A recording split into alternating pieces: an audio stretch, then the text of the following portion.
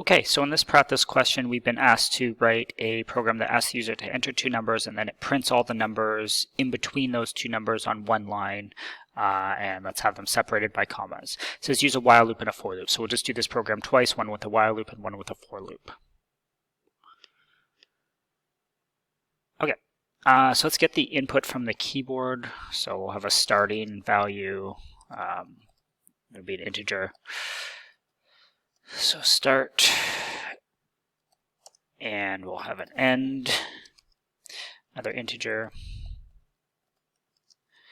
Okay, and let's do this while loop first. So we need to have a counter variable. So let's just say it's called num, and we will start it at the starting value. Okay, and we can say while num is less than or equal to end if we want these to be inclusive, like printing out both the start and the end number. Right, and we just print out the counter value.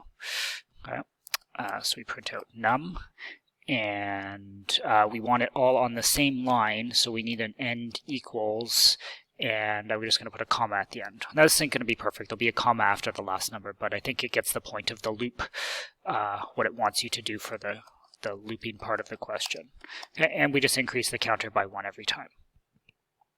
And if we run that, okay, let's say our start is 15 and our end is 22.